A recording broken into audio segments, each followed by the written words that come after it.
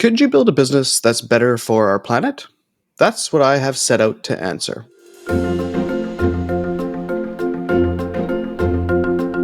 Hi, I'm Marco Pimentel, marketing expert and entrepreneur, and host of the podcast Someone Like You. I become fascinated in finding creative climate solutions in business, and on the podcast, I break down how founders and CEOs are building climate-friendly business solutions that are opportunities for growth while being better for the planet.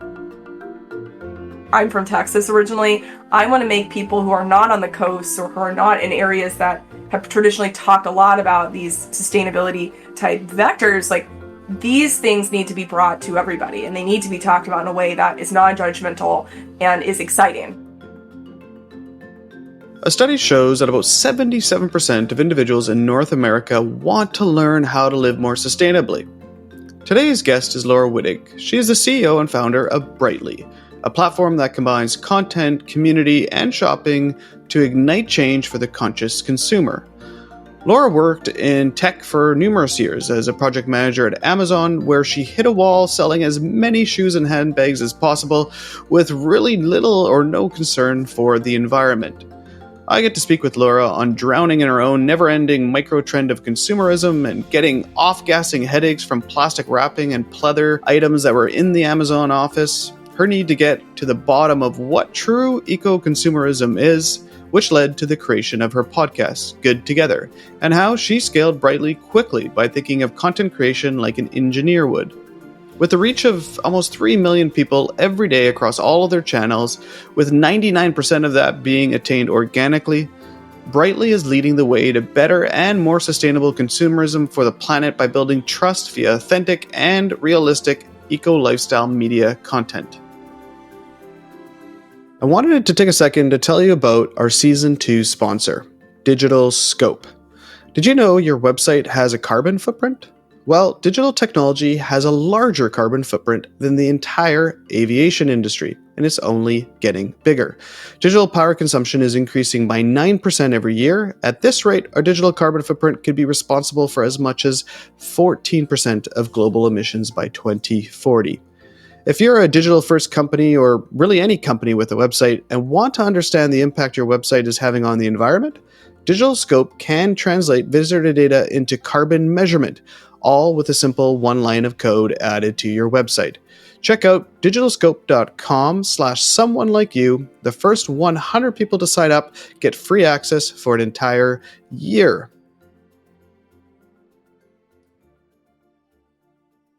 Laura, welcome to the show. Yes, it's so great to be here. I'm thrilled to get the chance to chat with you. Well, I love media businesses. I had a media business that we sold last year, and I advise on another media business as well. And so I'm excited for this conversation to really understand how you've built it, what was the correlation, and how you've grown it. Because if you look at any of the charts, you can see that Brightly's really kind of grown, especially in the last year. And I know it's probably lots of pieces and everything to it. So we'll dive into all those different areas. But before we kind of begin on the business side of it, I really just would love to understand the correlation to maybe what you were doing prior, or like, did you have any kind of aspirations to build a business that was like highlighting climate change and like sustainability? I did actually. No, it's a great question. And so, from my perspective, I feel, Brightly's specific lens on climate change and sustainability really all comes down to conscious consumerism. And when I set out to build this company, that really wasn't a buzzword. I mean, we certainly did not form the words conscious consumerism. I can't take credit for that, but I certainly wasn't hearing that used a lot. And, I actually, before I founded Brightly, had spent years in the tech industry. I was a product manager at places like Adobe, Google, and really actually got my career started at Amazon. And so I'd had a very nice, really schooling, if you will, in consumer brands and brands that, obviously were household names, but brands that really understood, all different facets of consumerism. And so from my perspective, I really had always felt like, as a consumer myself, I didn't have one source of truth when it came to understanding what was actually quote unquote eco-friendly or sustainable that I was choosing to put in my shopping cart, either virtual or in real life. And so, specifically ran into some, existential crises, if you will, when I was at Amazon. My whole job there was to sell as many shoes and handbags as I possibly could. I was a PM there and was really actually a PMM there when I first got started, and was on the marketing side of things. Eventually grew the channels that I was responsible for to millions of dollars revenue a week coming in directly from what I was doing. And so I actually ended up becoming the most successful email PMM at the company. And this was early on, like early 20s, had just been out of school. And I was pumped. Like, I was like, I can't believe it. Like, I'm being so successful in my professional career. I'm excited. But I also had this moment. I had like kind of two critical moments. I mean, one was where I sat in the Amazon offices. I actually sat very close to the fashion editor's closet because I was in the fashion vertical, and they had so many products constantly being cycled in and out of the space. And there was like a lot of plastic involved. Like there was a lot of plastic packaging. Many of the items that they were showcasing or, getting prepped for photo shoots were like, it was a time of life when we had a lot of like faux plastic, shoes and handbags and things like that. So regardless, I actually started getting headaches, and you've probably heard that Amazon has been and always will be a slightly stressful place to work. So I thought that's what it was. I thought that I was just, kind of stressed out by my job. But I realized that it got worse when they would do this like unpacking of products, and there was off-gassing actually coming from, that pleather, that sort of that fake plasticky type material. And so that kind of gave me an aha moment to think about, well, wow, like, why is the material in these products giving me headaches? It's kind of strange. I also found myself really drowning in clothes and shoes of my own because I just was finding good deals on them all the time. So I was shopping, I was really, patronizing my own business, as it were, from that perspective. And we all were in that department. I mean, we all had cute outfits all the time, but it was very seasonal and trend focused. And so when the jig was up, right, like we all had these closets overflowing full of stuff. So I actually chose to take a step back. Around that time, I actually ended up moving from the Seattle area to the Bay Area, where I was there for many years. And I was at Google for a little bit. And at Google, I did social impact related search scaling, and that was a fascinating job.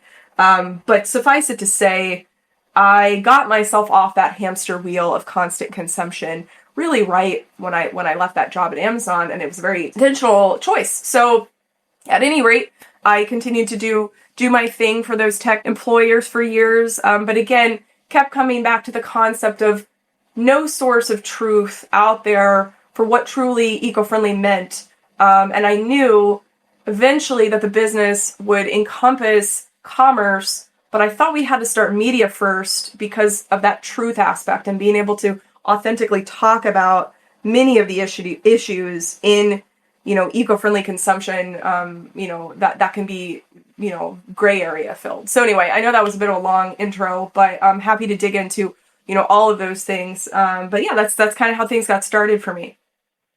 And so, it's an incredible story that just sitting in an office, off-gassing from all these products, and obviously Amazon, being a company that sells so much, and fashion being an industry that is one of the worst when it comes to just overusing our resources and people just using something and kind of tossing it out. So you had this idea, but when did you begin? Did you begin while you're at one of the companies, or were you said, you know what, I got an idea. I'm going to, start with this kind of content. I'm going to build a website. Like, how did you end up starting Brightly? Yeah. So, like I mentioned, I knew that this was going to be a project and a company that I really wanted to build and scale, not just obviously for my own purposes, but I really felt like nobody was talking about conscious consumerism in this way. They weren't talking about it from a point of curiosity, from a point of non-judgment. We, early on in the company, we would say things like planet over perfection, and would really invite people to experiment with, Meatless Monday rather than telling them they needed to completely cut meat out of their life, or we'd always talked a lot about the journey that people find themselves on, and really wherever they are in the journey, we were accepting of. But in terms of like the way the business was set up, so I actually first started tinkering around with the idea for Brightly, when I was full-time working for other places. And I actually started as a drop ship sort of aggregator where I would curate products from ethical and sustainable brands. But this was a long time ago. I mean, this was, probably a good 7 years ago or so. And dropship is not nearly what it is today. I mean, it was very rudimentary software, very weird customer service journeys that people found them on. And, not a lot of upside, I think, for curators back then. So I did that really briefly just to kind of test my own knowledge about the space. And then I realized, this is entirely too much work to get off the ground from square one, especially at that point in time. So I thought, okay, I'm going to just scrap all of that. I'm going to come back to the drawing board, and I'm going to make media, and really the podcast, which is how the company truly got started, the primary area of my focus. And so that really looked like me starting a podcast, again, on my nights and weekends. Our podcast is still around today. It's called Good Together. We're about to reach 2 million downloads, which is fascinating and so cool for me to think about. But that was started because, again, I wanted a place to authentically talk about the gray areas of conscious consumerism. I wanted to talk to founders who are building businesses, mostly product-based businesses that had cool materials. I wanted to hear stories from them about, different parts of the consumer industry that they had been, really shocked by and why they wanted to start these things. I also wanted to talk to scientists who were seeing firsthand the impact of, plastic waste on different environments. And then, I really just wanted to have authentic conversations with anyone really in the ecosystem to dive into actionable ways that people could get started with this journey of conscious consumer and conscious living. So one of the things that we do with the podcast and still do to this day was we wanted to make sure that regardless of what we were talking about, if it was the wildfires in California and how climate change had fueled those, or we were talking about clean beauty, because we cover lots of different aspects on the podcast and at Brightly as a whole, I always wanted to make sure people left the conversation with actionable tips and tricks. And so the way that this kind of feeds back into the business model is, because I know that's really what we're talking about here in this podcast, is, the media arm is our go-to-market and is our, primary way that we amplify what we're doing. We do it in a way that is, again, very authentic and very, in service of our audience. And we, of course, do monetize the media arm of the business, right? Like we have advertising, we have, sponsored content and things of that nature. But the goal really is to use the media arm as our, primary way to get exposure and then eventually convert people from a commerce perspective through our e-commerce shop, which is very new and we're still testing in that nature. But the primary driver of our business and our revenue continues to come from media and advertising, because that's where we started and where we know most of what we know right now. We're still a very early stage company, but we are seeing really interesting, decision making paths from people who, 9 times out of 10 are finding us through our media and which is organic. So 90% of our commerce sales right now are organic. And that's been super exciting for us. And I think the thesis around content and community to drive commerce has been out there for quite a while, but we haven't seen a ton of companies do it well or do it at venture scale. And so that's what's very interesting to me to continue to explore, in addition to the fact that I really believe in the mission and the goal of getting people to consume better. Well, and I think that's quite interesting because if you think about the traditional media landscape, especially lately, it's been a very, very tough landscape for media companies, especially the ones that primarily rely heavily on just advertising, ads across the site. But do you think that, the you have a very well-rounded media company where it's media, it's content, it's podcasting, it's community, and all that kind of feeds into, yes, the sponsored content. You have advertising. You also have e-commerce. But do you think it's also the market? Do you think it's the market? Like you said, 90% of your traffic is organic. And you're growing, which means that all of these things are kind of growing. And do you think this is just the market saying we need things different? And have you seen that with the work that you've done? Yes, absolutely. I mean, I think that's actually one of the most rewarding parts of my job has been, being able to go talk to new people about this business. And literally every person is like, oh, you're talking to me. I am your target consumer. And obviously, right, like when we think back to like the way we're taught to build tech companies, or at least the old school way of like finding a very small niche and, scaling things up, etc. Of course, we did have a niche when we first started, but I've always thought to myself, you know what, like I'm from Texas originally. I want to make people who are not on the coast or who are not in areas that have traditionally talked a lot about these sustainability type vectors, like these things need to be brought to everybody, and they need to be talked about in a way that is non-judgmental and is exciting and like uplifting. And so, yes, anytime I talk to somebody, I get that reaction, and I love it. And it's been so rewarding. So you're right. I mean, as we think about, of course, we're a venture-backed company. I've done some successful fundraising rounds. Granted, this current market is really fun to try and fundraise in, but that's a conversation for another day. But from a pitch deck perspective, of course, we're able to showcase and really use some of those statistics that we're all familiar with, which is, rising interest in, sustainability related topics and, and conscious consumerism in general. I mean, one of our statistics is, 75% of Americans are concerned about climate change, but that same number is also completely overwhelmed. And so you end up with this really analysis paralysis for most people.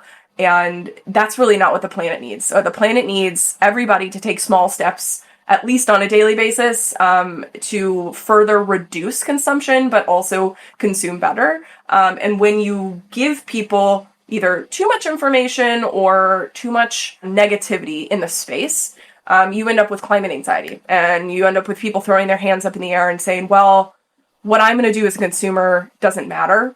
We need to just get the governments and corporations to act. But truly, I think it's something like over 60% of greenhouse gas emissions actually come from household use. So, if we think about it that way, we do actually have a huge way to impact the environment on a daily basis as individuals.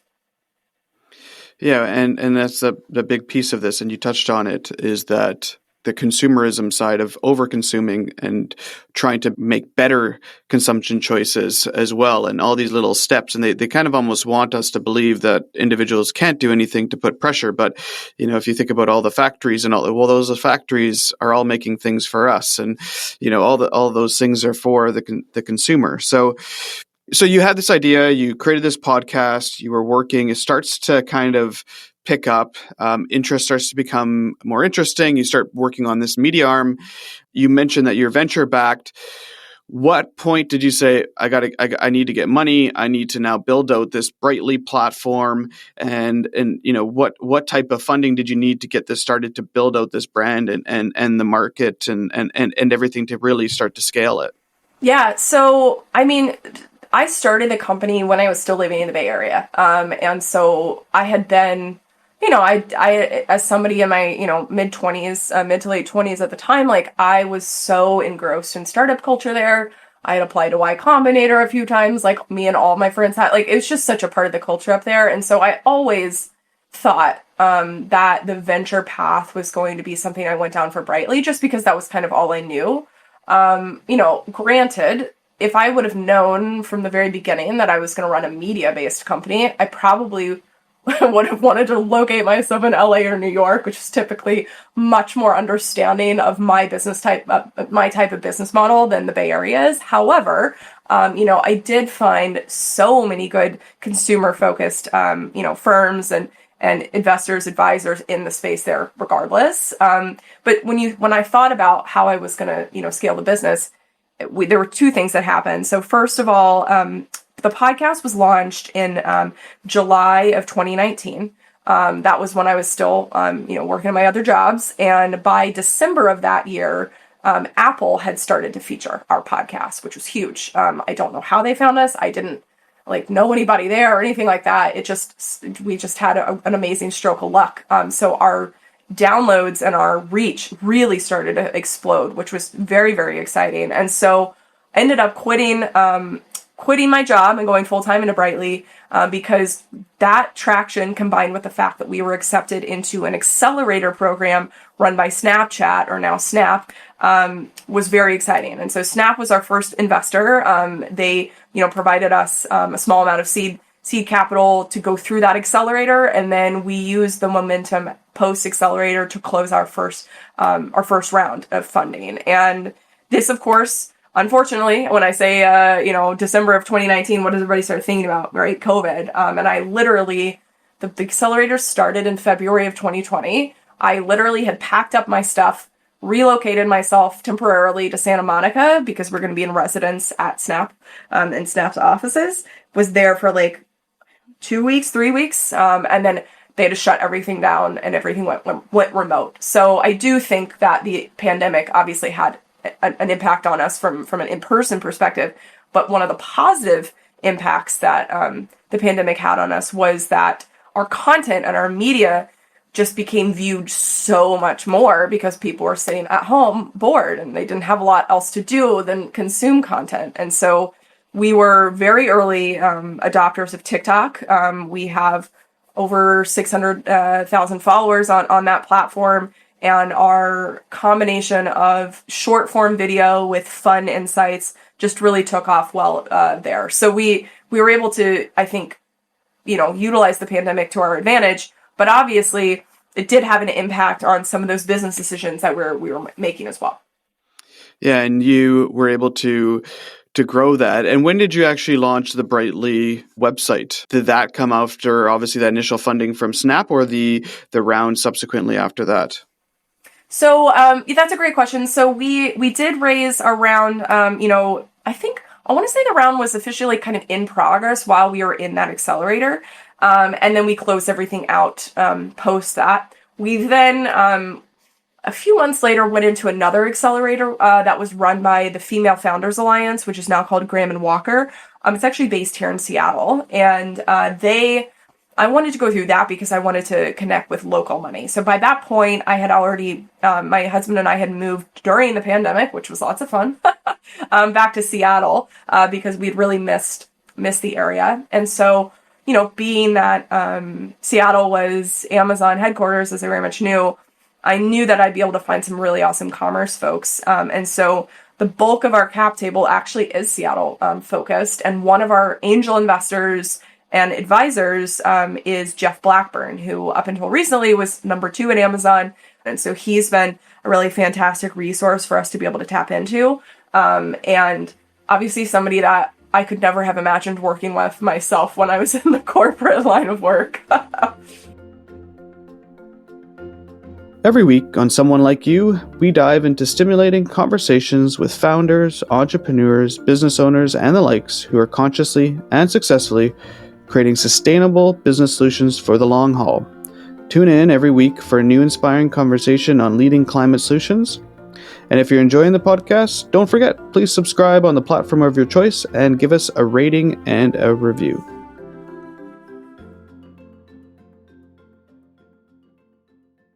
The growth of the platform, I think, and this is, I don't have your Google Analytics access, of course, but, using some of the tools that I have, it looks like you touch at least just on the web. Obviously, social is another dimension, probably a big part of your growth. You touch over at least 500,000 visitors a month. How did that grow from? Was that mostly, as you said, organic, but is that mostly from the social content, the podcast content?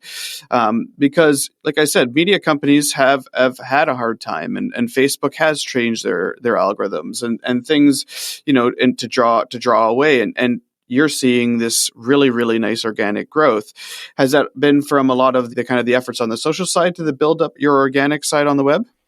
That's a great question, and I think it's hard to pinpoint one exact piece, but I'll tell you, what we do know. So yes, of course, the way that Brightly operates with our multi-channel approach to media helps every channel grow, right? So if we do super well on TikTok, then we will see migration of people from TikTok to web. We also will see pickup from other media sources on web, like the Daily Mail, which, we all know the Daily Mail. They love to like pick up our TikTok videos and post about them on the web. So like that also, social does beget some interesting web growth. But the other thing I'll say is probably because I've spent a decent amount of time at Google, and probably because my job at Google was very focused on queries, as really my job was at Amazon when it came down to it. I've always really, really been obsessed with answering questions for people and figuring out how to like reverse engineer what we're doing to match queries that people will be searching for. So SEO is actually a huge part of what we do. And my team and I, from day one, actually our very first hire. I did start Brightly with a co-founder. She's no longer with the company, but so it was me and my co-founder Lisa for a while. But our first hire post fundraise, once we could really hire, was a content lead who has been with us really since the beginning of the company. And she came to us from places like Vogue and some traditional publications. But the reason why I hired her was because she had a really small fledgling like vegan news website, and I found her through Google. So it's like, this woman knows what she's doing, brought her on board, and then immediately set her up with some mentors who were going to help her take the SEO game to the next level. And so we're constantly focusing on that. And the other reason why I like to think about SEO, not only as a growth lever for organic traffic, it's also a really fascinating way to get the pulse of what people want. So we find that like by using tools to our advantage, we can figure out, okay, here's what's trending, and so here's what we should put out. But also what's interesting is once we've done that study and we've put out that piece of content, we can start to draw similarities between top performing web content. For instance, right now, anything related to food waste has been really, really popular for us. So as we start to see those trends, develop on our own internal side of things, we can produce more of that. And that also informs what type of SKUs and what type of products we choose to feature in our e-commerce side of business. So it's a very natural way, in my mind, for a business to grow. It is not the most simple business model. And actually, that's a matter of fact, from a funding perspective, that's like the biggest pushback we always get from folks who pass, which is like, we love what you're doing. We can see that you're growing. But like, we feel like you're doing too much. And that always, that's just a classic pass terminology, as most people know listening to this podcast, but that one particularly drives me a bit crazy because we've been able to do so much with a small team. We have 4 employees right now. We do utilize some contractors, and like, I like to call them our ninjas who kind of hop in from project basis. But, because I started my career as a product manager, and because I also am technical myself, like I do code, I can design, I can do all sorts of things. I'm a founder, right? I think about content creation the way an engineer would think about it, in terms of being able to do one-to-many. And we do that all the time. So, a podcast turns into a TikTok video, et cetera, et cetera. And we have like formulas that we use to do this. So that allows us to scale our content operations quickly with a very small team. And so then other parts of our team can focus on the commerce things, or end of the things, or partnerships and advertising. So yes, of course we're doing a lot, but I also think the reason why the business has grown the way it has is because we are doing all of these things and they work together in a relatively seamless fashion. So you have this site, you have this platform, social is doing incredibly well. Let's talk a little bit about just the impact of what you're doing and how that has been played into your growth and how you look at the business and the success of it. If you think about your example of Amazon and, selling as many shoes and bags as you possibly can, to getting sick from off gases. On the impact side, how do you work with companies that are working, or products that are thinking about sustainability, and how do you measure your impact that you're able to have as a business that is really heading in this direction of saying, consumers, there are other options? How do you look at that? So the short answer is we could get better at it. And as a matter of fact, like I actually just was having a meeting with my team on this the other day. But what we like to think about, what we do measure today, is there's a few different things. So first of all, as a business, we are a 1% for the Planet member, and we are a carbon neutral company. So we make sure that we're being as thoughtful as we can in those specific areas, and we are giving back where we can. But when we think about like the actual impact that we're having on consumers, there's a few different things. I mean, first of all, the Brightly based SKUs that we have in our commerce shop. So we have just a handful of things that we actually produce ourselves. Most of our assortment is from other brands and is either we mostly will drop ship from that perspective, but we do have a handful of SKUs that we've designed ourselves and produce ourselves because we found a hole in the market, and we think that they can actually be used not only as an amazing, just like super functional product in your home, but we think of those as like educational type products. So an example of this, and we do it like in a really fun way. So an example of this is greeting cards. How many times have you gotten a greeting card from somebody and you're very thankful to get it? They took the time to purchase it. They wrote you a handwritten note. They sent it to you, and you kind of keep it on your counter for as long as you can handle, and then eventually gets recycled or thrown away.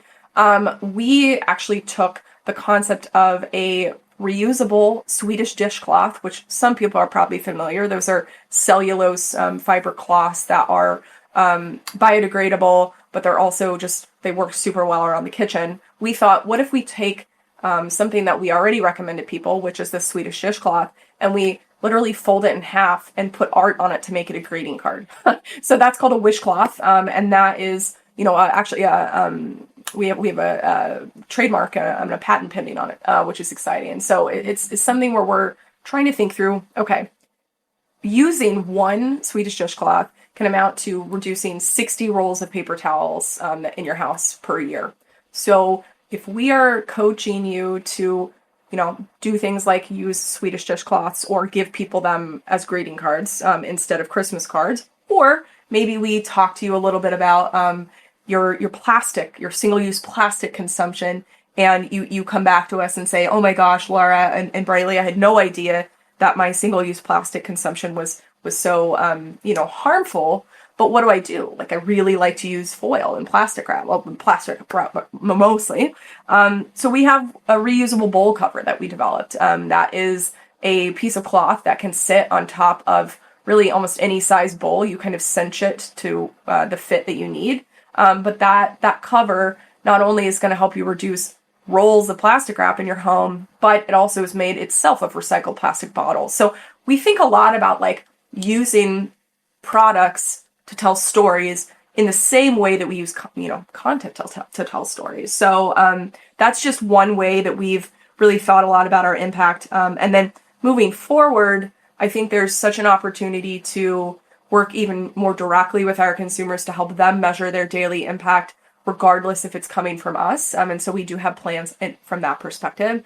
And then, of course, we have corporations and advertising partners and folks about those, types of businesses that reach out to us that want to tell their stories of impact or where they have made progress. And so that's also always a very interesting conversation to talk to some of these corporations who may actually be the ones who pushed a lot of this, pardon the French, crap on us. But because of consumer demand, are now switching to more eco-friendly products. Ziploc just came out with their version of an eco-friendly product that's been in the market for a few years now called a Stasher bag. It's just a silicone reusable sandwich bag or, plastic bag. It's an alternative to their traditional Ziploc bags. And there's people in the ecosphere that are mad about that because they're doing something similar to Stasher. They're ripping them off. Well, the other thing I'd say is we're always going to have competition from companies for products. So there's that. But I'm also excited that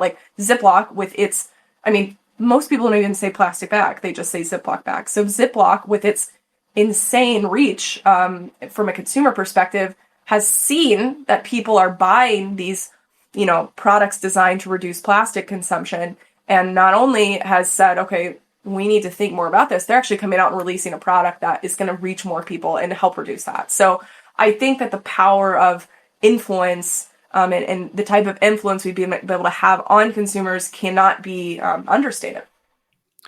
Yeah, and I think people don't value those small changes and the small influence, because that does have a ripple effect into the market. Exactly, that example is I use Stasher for my kids' lunches, and to see Ziploc doing that is waking up the market. And it's the same thing if people are thinking about small changes in their household. Well, when they're making a decision for their next vehicle, they're probably going to make a little bit of a different pause and thought, well, maybe I should go electric. I'm doing these small things at home, and I have a big impact decision here. And all these things will have a ripple effect. And I think it is really important. And consumers do have a lot to say.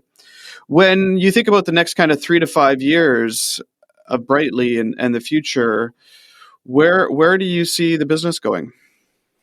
That's a great question. And so there's a few places I see us going. I mean, first of all, we're going to continue to expand our reach.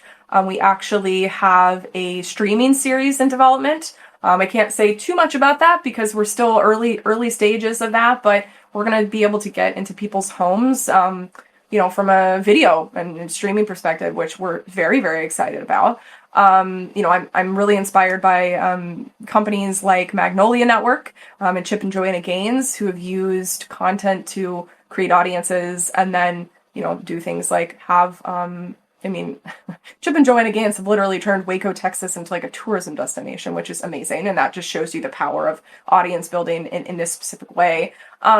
But I'm also look to play, different types of content creators who have done this, right? They've taken that influence and parlayed it into physical products or, retailer partnerships or whatever. I find that to be fascinating. But really where I think we're going to continue to see us grow, in addition to the media and content space, is in the consumer offering that we have, right? So we're going to increase our SKUs through our marketplace. So we're literally doing that right at this very moment, but allowing Brightly to showcase even more products and brands to people so that we have more for them to choose from.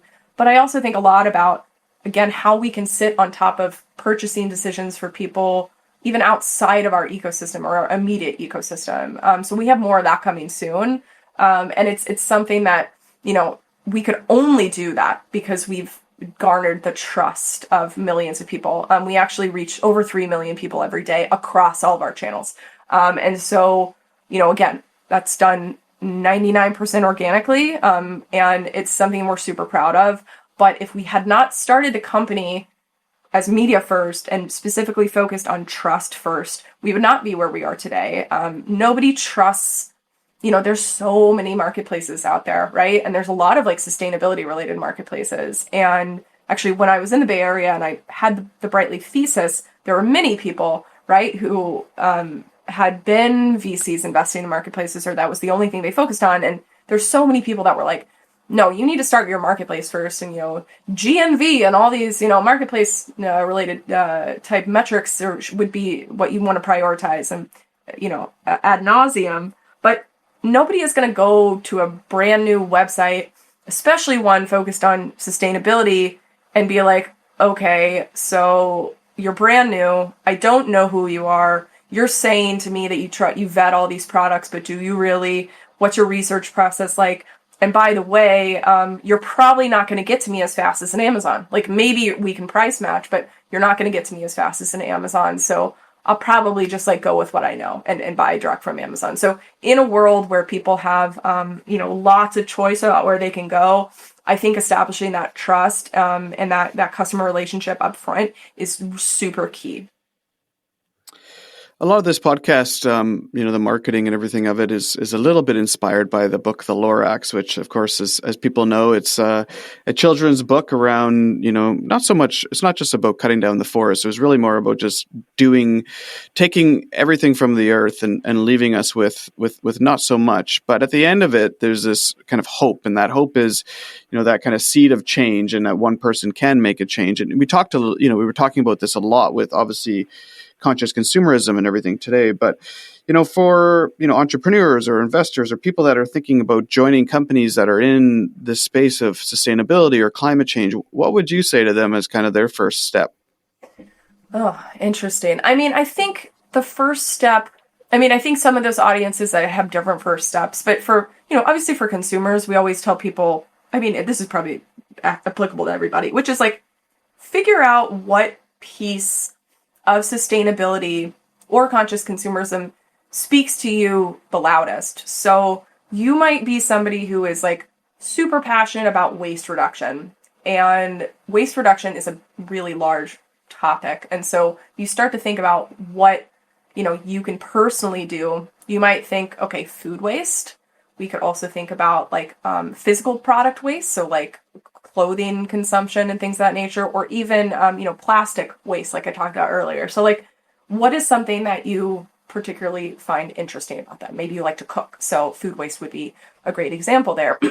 And then once you kind of find that vector or that piece that speaks to you the loudest, then you can start to really understand the space more. I hesitate to use the word like educate yourself, because I think that that's usually, especially in today's day and age, like used in a more negative connotation. So I don't use that word a lot of times. I just say, you just start to go in there and be curious and explore, and start to realize that a lot of these habit shifts that you can have as an individual, they matter a lot, but they can also be a lot of fun. I mean, my husband and I, we have always loved to cook, but we never really thought about cooking to reduce waste or being creative with, some of the leftovers that we had, instead of just like, we both are not huge leftovers fans. And so what previously we would literally just have leftovers sitting in the fridge and we probably wouldn't eat them. And now what we do is we use the raw materials from that previous meal and we make them into a completely different meal. And we do things like that to, just continue to cut down our food waste. But it's also a lot of fun. Like when we like clear the fridge out, we give each other a high five, because we're like, yes, we